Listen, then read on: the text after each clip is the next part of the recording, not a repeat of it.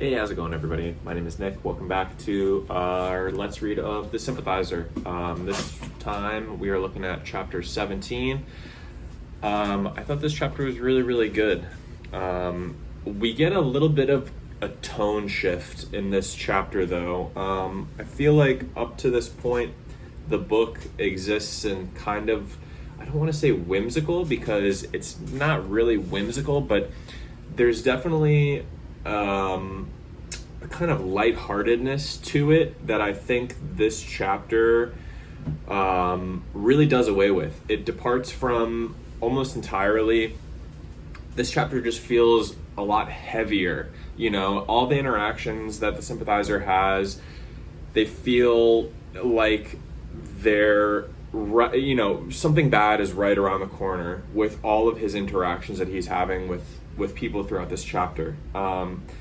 Yeah, that was my main takeaway from this chapter, is just the kind of tonal shift away from the more lighthearted type of writing that we've gotten up to this point, and it's gotten to be a little bit more intense. All the actual events are a little bit more intense. The conversations themselves are a little bit more intense. It feels like we're kind of moving towards the important stuff, the most important stuff. And of course, you know, we're getting towards the end of the book. The story's wrapping up here a little bit. But yeah, I think that the tone shift in this chapter is really pronounced, and I think it's important to kind of take note of that right off the top, just because of how differently it affects the kind of nature of the story and the interactions between all of the characters.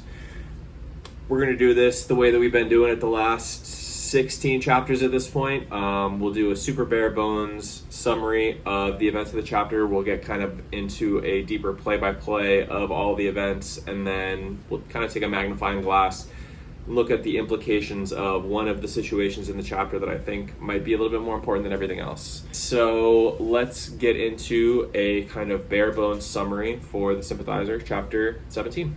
The Sympathizer, Bone, the affectless lieutenant, and the grizzled captain arrive in Thailand. Claude takes the men to a bar. The Sympathizer and Bone catch a movie. The general has a word with the Sympathizer. And finally, the group meet up with the admiral and the remains of the Vietnamese Republican Army. So like I said at the beginning, the tone of this chapter is so much more oppressive than everything else that we've gotten this far. The only thing that I can kind of point to in this book that kind of mirrors this tone a little bit is the very beginning, when they're trying to escape Saigon. Maybe it's just a fact of them being back in Asia. Maybe it's, you know, the kind of reality of the story coming to a close. It's probably got something to do with both of those things. But yeah, this chapter I feel like was a little bit darker tonally than we've really gotten thus far. We'll get into a little bit more of a play-by-play summary for the events of the chapter now. And then towards the end, like I said, we'll be taking a look at one of the situations, not necessarily that merits kind of a line-by-line reading, because it's pretty short. It's actually one of the shorter episodes in the chapter. But I want to kind of explore the implications on the remainder of the story about this one situation, but we'll cross that bridge when we come to it. So we rejoin our hero the morning after his assassination of Sonny. Bone attempts to calm him down with some whiskey, courtesy of the general, and the advice that getting back to the battlefield will help calm his nerves.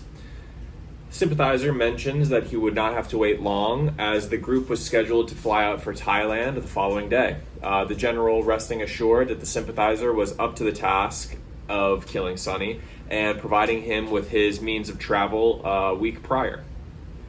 Before leaving, the Sympathizer writes to his aunt in Paris and accepts whatever responsibility for the punishment that would be passed down for disobeying the direct orders to remain in America.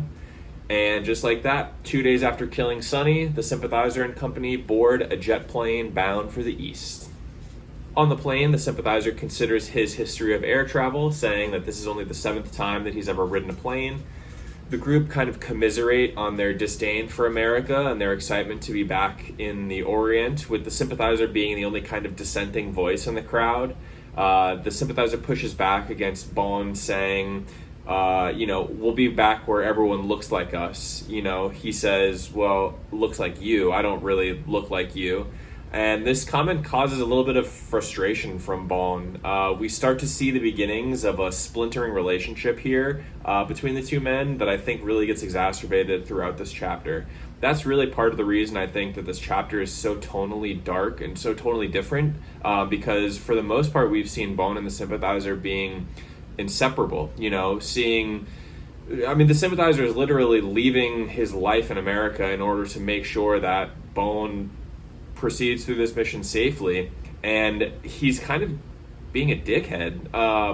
Bone is, at least. Throughout this whole chapter, I really did not care for Bone at all, honestly. And maybe that's just because I'm such a fan of the Sympathizer himself, but I feel like a lot of the kind of rancor that he's directing towards the Sympathizer is really misaligned. I feel like he's directing animosity towards him when it's not really deserved. And we'll get more into a little bit more of this directed animosity towards the end of the chapter after they catch the movie. But yeah, this is the kind of first sign of friction between the two men, and I think that it's important that we take note of this because it will directly affect their relationship moving forward. The group land in Bangkok after 20 hours of travel, and the Sympathizer mentions that all he has is all that he owns. He and Bond had told the Reverend that they were renting their apartment from that they would not be returning, to sell all of their possessions and donate the proceeds to the less fortunate, and making sure to take his copy of Asian Communism with him. The group is received by Claude, who is wearing his typical uniform of linen pants and a Hawaiian shirt. He and the Sympathizer share a really genuinely pleasant meeting, and Claude offers him some words of encouragement and affirmation, honestly, on their way out of the airport. I think that it's great that we get a little bit more Claude here. He's a presence that's sorely been missing from the Sympathizer's life. Everyone else kind of tells him what to do and how to do it, and et cetera, but Claude really is a friend that wants the Sympathizer to achieve self-actualization. He's kind of looking out for the best for the Sympathizer, and he generally doesn't seem like he has an ulterior motive for his interest in the Sympathizer's life. So I think that him getting back together with Claude is genuinely a positive thing for him, especially at this point in the story and in his life and in his career, when he's kind of made a life-altering decision in the killing of Sonny, and to be back with Claude, who, like I said, is generally a positive influence. I say positive influence because he's just like a nice guy, but he's the one that kind of taught him how to be a professional torturer. So it's kind of hard to say that he's like a positive influence, but he's someone that just generally likes the Sympathizer and wants to see him succeed, I think. So it's definitely important that he's getting this kind of positive affirmation friendship from someone in the world right now.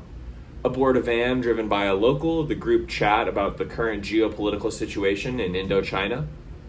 The conversation flows to the recent influx of Laotian refugees near the border, where the group will be heading tomorrow, and the affectless lieutenant states morosely that there are very evil communists in Laos.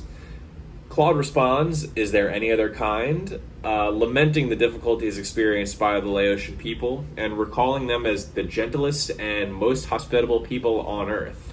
Unless they want to kill you, of course. The Sympathizer goes into a little bit of a reverie about whether or not the Vietnamese people were once the gentlest and most hospitable people on earth, but he doesn't really believe that to be true. In the van, Claude attempts to soothe the Sympathizer's nerves over the killing of Sonny. He says that, according to the general, Sonny was asking for it, more or less. He mentions that his archetype was found in the book, referring the Kubark instructional book on torture and interrogation that Claude taught to the Republican secret police. The Sympathizer recalls this archetype, the guilt-ridden character, and there's an excerpt from the book itself that has a little bit more information on this archetype. If you're interested in taking a little bit of a fine-tooth comb going through that, you can kind of see some similarities between Sonny and this type of character, more or less. But the Sympathizer kind of chalks it up to the unknowable, because there won't be any more interrogation of Sonny, because Sonny is pushing daisies for the most part. So he kind of just waves this aside, and like I said, it's good and important for the Sympathizer to be, uplifted more or less during this intense phase of his life.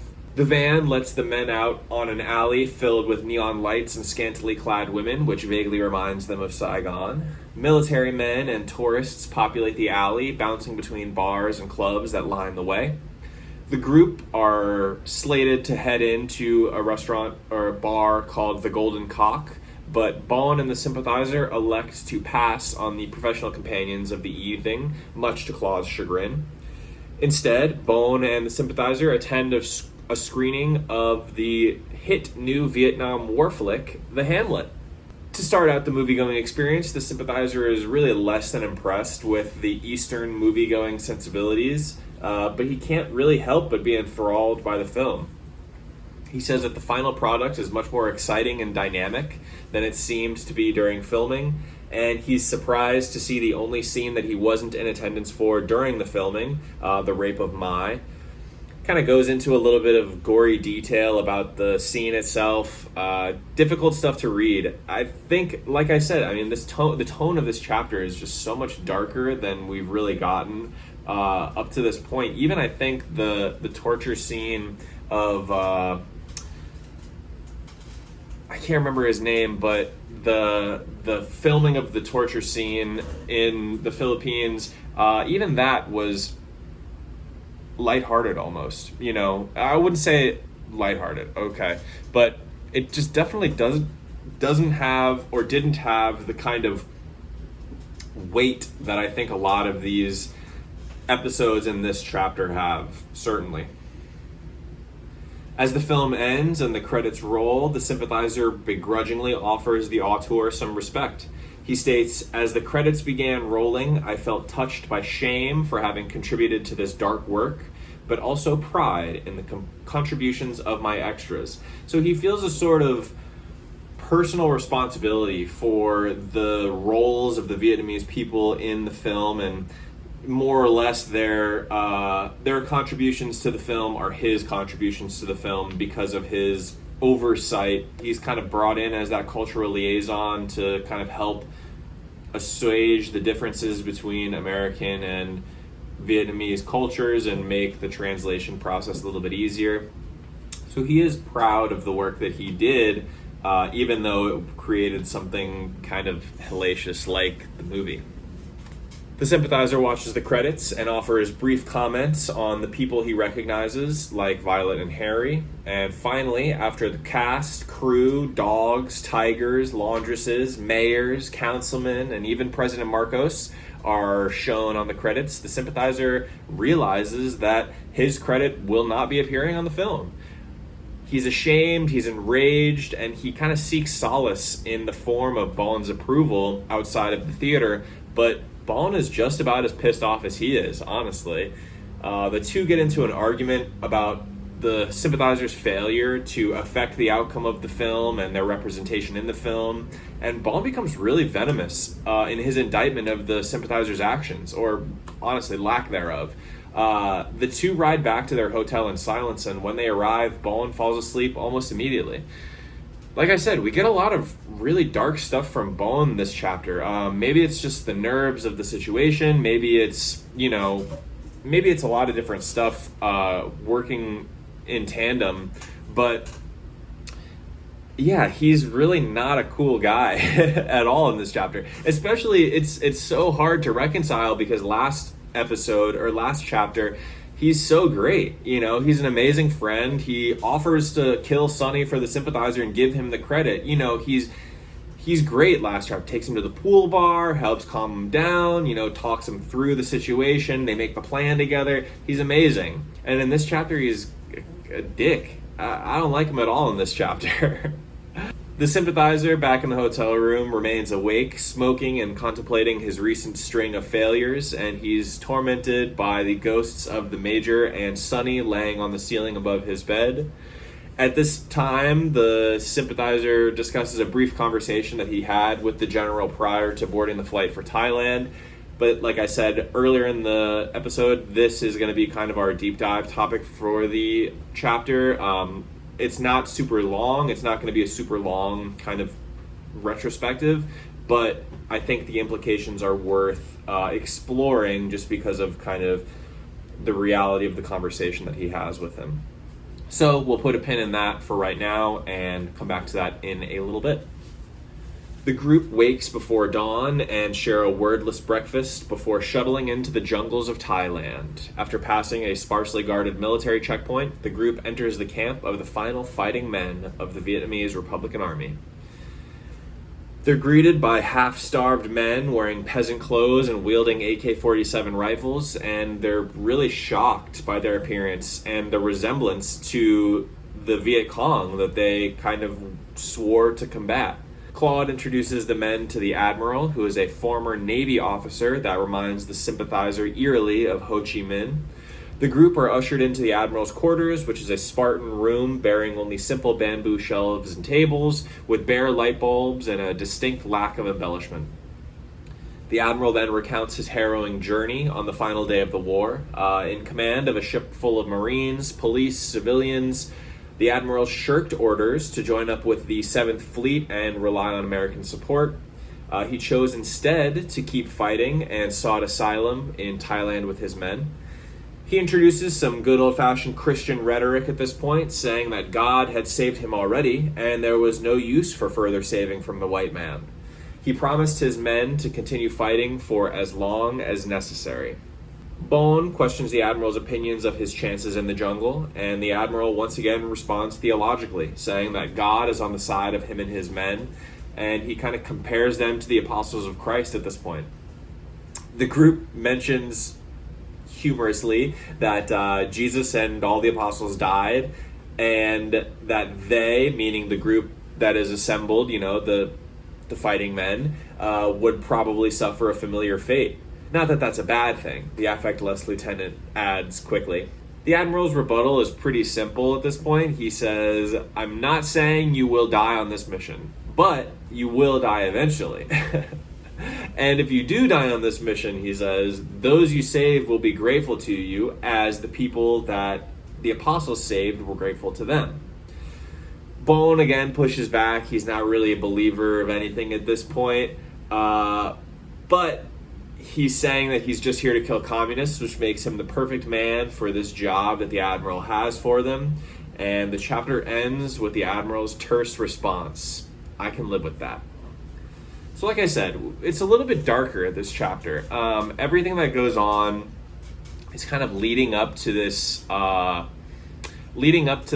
climax, which I assume is going to come in the jungles between Thailand and Vietnam, which is probably going to have the Sympathizer being captured or arrested or whatever the case is, and that's going to offer us insight into why he's writing this confession for the commandant of the prison camp. Before we get too deep into kind of the implications of the chapter, I really want to explore the General and the Sympathizer's conversation before he boards the flight. Like I said, it's actually one of the shorter ones that happened during the chapter, but I think that the implications of it are probably some of the most important for the remainder of the story. We get a little preview of it at the beginning of the chapter when the Sympathizer talks about the General leaving him with a word in his mouth at the airport, but we don't really get any more on that until this point in the chapter, when he's sitting when he's laying in the hotel room smoking after watching the movie. The section begins, like I said, with the Sympathizer smoking in the hotel room while Bond sleeps nearby, and a very loud couple fornicate in a neighboring room. The Sympathizer clearly recalls the general and the madame seeing the group off at the airport, presenting them with a bottle of whiskey and a photograph, all before they board the plane. Right before the Sympathizer boards, though, the general stops the Sympathizer and asks if he can have a word with him. Starting off strong, the general says that he and the madame had considered the Sympathizer as an adopted son, something that completely blindsided the Sympathizer. I think that he knew that the general liked him, was affectionate towards him, but this kind of level of affection is something that really surprises the Sympathizer here. The other shoe drops, though, when they confront him about his relationship with Lana and the lascivious rumors that are surrounding the couple. The general remarks that he is disappointed in the Sympathizer for encouraging her nightclub antics, and the scene at Fantasia apparently sparked controversy in the refugee community. He says, "I wanted you here by my side. I would never have let you go except for this." The Sympathizer vainly attempts to defend himself, but the general shoots him down. "You're a soldier," he says. "How could you believe we would allow our daughter to be with someone of your kind?" "My kind," responds the Sympathizer. And this is where it gets really dark. The general offers the Sympathizer the one thing that he's been holding back since the two started their illustrious career together. He refers to him as a bastard. The Sympathizer shocked again, of course, and considers cracking into the bottle of whiskey then and there, but decides better and boards the plane. That is going to be the end of that conversation between the general and the Sympathizer. But it's a heavy one. I think that this conversation is so important because the general is commenting on the fact that he would never have let the Sympathizer join the mission if not for his attempts to woo Lana. I think that this kind of implies that the Sympathizer has burned a bridge with the general that was previously seemingly indestructible. Without the general and his kind of connections to the general, what use really is the Sympathizer in the United States to the communists at this point, right? I mean, I guess I don't really have to worry about that too much at this point because the Sympathizer is back in Thailand at this point. But I think that implication is really, really important. He's no longer of value to the communists because of his lack of access to the general anymore. I think that the general is kind of sending him off to stay gone, And I think that that's an important distinction to be made about the kind of nature of their conversation.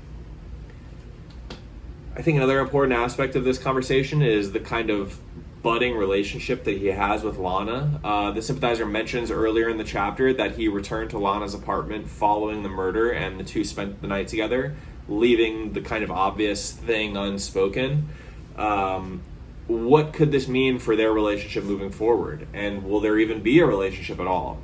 I think that part of the selling all of his possessions and returning to Asia in order to live the rest of what he assumes to be his not too long life, I think that he's kind of putting the relationship with Lana into a corner at this point. He's not really, now that he's possessed her in the way that he so primally desired previously, is he really even interested in a relationship with her? Does he even feel as though he's able to have one? He's even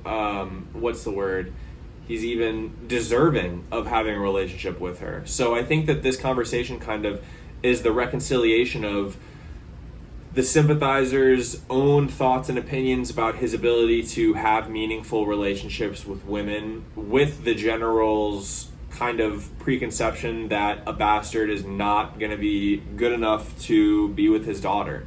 So I think it's the meeting of those two opinions, and unfortunately, I think that the only person that's really going to be super hurt by this is Lana at this point, unfortunately. But outside of all that, I think that is all that I have for this chapter. I think that, like I said, tonally, this one is way different from the last few chapters. Even the meeting with Sunny that he has, I think there's a certain element of, excitement and kind of not joy, but like there's a kind of silver lining to everything, but this chapter, I think there's a kind of permeating foreboding feeling. It feels like something really bad is about to happen, and I think that all the characters feel that way as well, which is part of the reason why Bone is so on edge.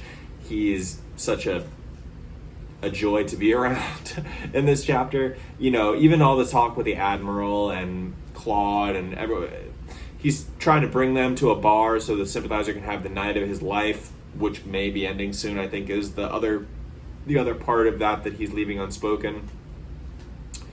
Just a really dark chapter, I think, but really, really good. If I missed anything, please let me know. I'd be happy to shout it out. Thank you for watching. Thanks for sticking around to the end. If you are a first-time viewer, go check out from the beginning. Everything is in the Let's Read playlist on my account, my profile. Thanks for being here. Hope you enjoyed the chapter. I look forward to talking about the next chapter, which I think is really going to get some fiery stuff here. We've only got 5 left after this. We got 18 through 23, so 18, 19, 20, 21, 22, 23. 6 left, technically. But yeah, thanks again for watching, and I look forward to seeing you on the next one.